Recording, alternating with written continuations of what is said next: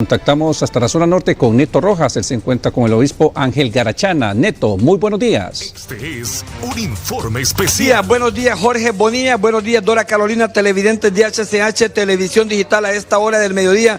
Importante, mire, Jorge, me encuentro aquí con un gran personaje de la Iglesia Católica de nuestro país, Monseñor Ángel Garachana Pérez. Ese mensaje de unidad, de la familia, ese mensaje de Navidad, ese mensaje paz a los hombres de buena voluntad, Dios en las alturas. Obispo, ¿cuál es el mensaje para el pueblo hondureño en este momento? Buenos días. Buenos días. La Navidad tiene tal riqueza humana y divina que podríamos hablar muchos aspectos. Yo este año he querido centrarme en las palabras de los ángeles la noche del nacimiento de Jesucristo, la primera Navidad. Gloria a Dios en el cielo y en la tierra paz a los hombres a quienes Dios ama. Gloria a Dios. A veces pensamos la gloria de Dios como algo majestuoso, grande, lejano. Sin embargo, en Navidad, la gloria de Dios se encarna, se hace cercana, sencilla, pequeña en Jesús. Ese niño acostado en un pesebre, ahí está toda la gloria de Dios, en la pequeñez. De ahí mi llamado. Reconozcamos la gloria de Dios, la presencia de Dios en el pequeño, en el débil, en el enfermo, en el excluido. En esos cuerpos heridos y sufrientes, ahí está todo Dios, ahí está la gloria de Dios. Para ello hay que tener unos ojos de fe y un corazón compasivo. Y la otra expresión, paz en la tierra. El mensaje, la buena nueva, el deseo de los ángeles que tengamos paz. Y Jesucristo es nuestra paz.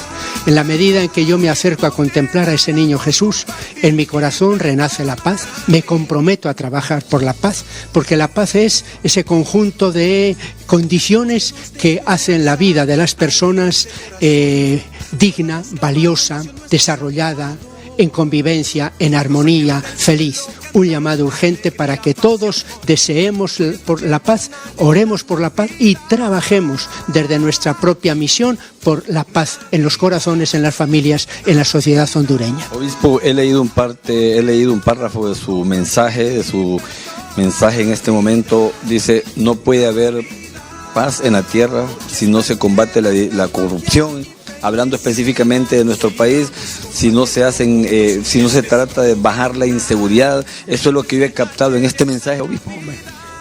La corrupción empieza por la corrupción en las conciencias y sigue precisamente por la corrupción en el comportamiento, por la apropiación indebida de fondos públicos, y eso está teniendo una repercusión grandísima en la pobreza de Honduras. No puede haber paz.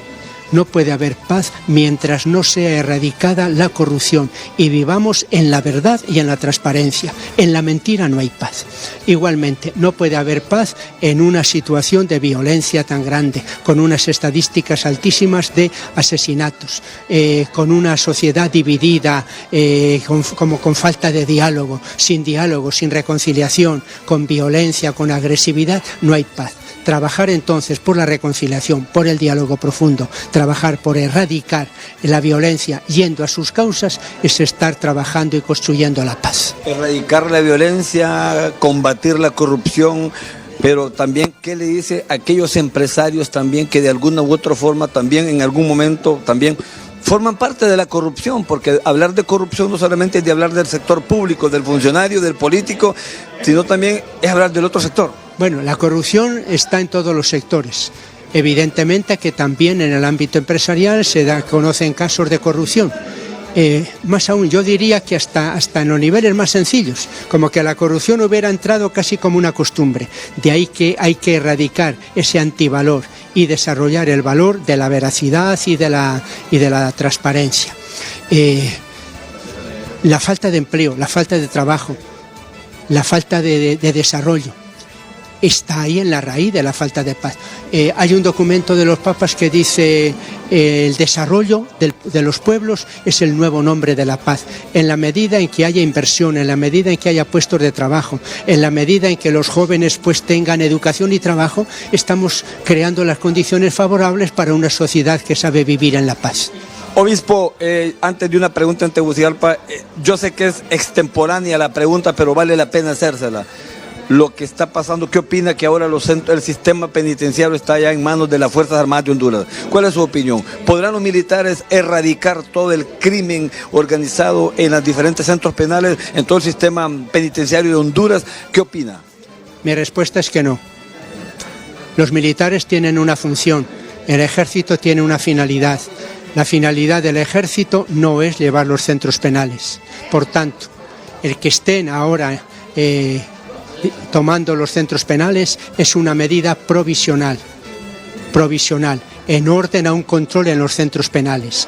Pero la solución a mediano y a largo plazo no pasa por la permanencia del ejército en los centros penales. Mi propuesta es muy sencilla: cumplamos la nueva ley, ya la ley del Instituto Penitenciario, cumplámosla. La cárcel tiene su propia identidad, sus propios objetivos. Por tanto, pongamos las personas profesionales y capacitadas para llevar. Pensar que el ejército es la solución ni a mediano ni a largo plazo a los centros penales es un planteamiento erróneo y equivocado. Es una medida provisional de control, pero eso supone que se da una profunda reflexión y un profundo replanteamiento de cómo se lleva un centro penal. Sí. Mis compañeros de los estudios tienen una interrogante que hacerle. Le escucha ya Jorge Bonilla, le escucha Monseñor Ángel Garachana Pérez en este momento. Muy buenos días, Monseñor. Muchas gracias por la atención.